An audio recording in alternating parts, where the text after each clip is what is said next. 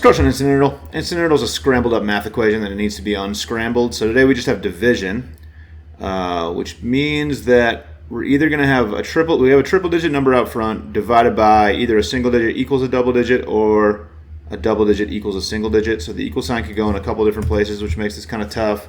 The green number definitely goes in the same spot. All the purple numbers need to be moved. So we just have to unscramble this until we make an equation that works. So I know the division sign is going to go here. It's going to be a triple digit number out front. The equal sign could move. Typically I like to work with the ones digits and just sort of try to test those out to see if they work. With division I do multiplication in reverse basically. So if you can divide left to right, you can kind of multiply right to left. I'll show you what I mean by that. So I'm going to try different numbers in this spot and kind of see what happens. So I'm just going to work left to right. So I'm going to start with the 8 first. If I put an 8 here, in order for this to work, a triple digit number divided by a double digit number, if you divide in one direction, I can multiply in the other direction. So if I do 7 times 8, then this number should correspond with that. So 7 times 8 is 56. So in order for this triple digit number to be divisible by something that ends in 8 and equals something with a 7, this number has to be a 6. That's the way the ones digits work with multiplication and division like that.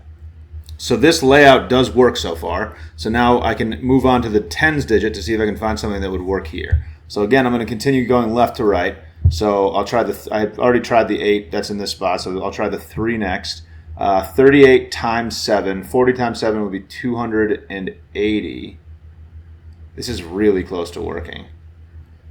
280. Yeah, it doesn't quite. So 38 times 7 is 280 minus 14, 266. Yeah, so that's so close to working. It doesn't quite work, though. So now that the 3 doesn't work here, I can try the other numbers that are remaining. So 2 doesn't work here because I have to move the 2. The only other number I have is a 1, and that's not going to be a triple-digit number. Oh, it is. It is a triple-digit number. No, it is. It's in the hundreds, though, so I don't have 2 1s, so that's not going to work. So already I can see that the 8 and the 6 don't work. So I was trying 8 in this spot. So next I'll try 3. 7 times 3 ends in a 1. So that would be a 1. If I try an 8 here, 80 times 7 is in the 500s, and we don't have a 5, so that's not going to work. I'm using the 3 already. Can't put the 2 there. 6. 60 times 7 is in the 400s. That doesn't work. We don't have a 4. So 3 doesn't work here. If I try a 2 here, this would end in a 4, so that doesn't work. If I can't do a 6. If I try to put a 1 here, this would end in a 7, so that doesn't work. So I tried every number here in the 1 spot, and none of them work. So now I can tell that the equal sign can't go here and is going to have to go here. Again, so just trying this ones digit here, and I'm going to try to multiply it by 7 and figure out what goes here. So if we put an 8 here, this could be a 6, because 7 times 8 is 56, same as before. So now I'm trying a different number, trying the tens digit here. So I've used the 6 and the 8. If I put a 3 here, 37 times 8 is going to be, it's actually right on the edge of 2 and 300s.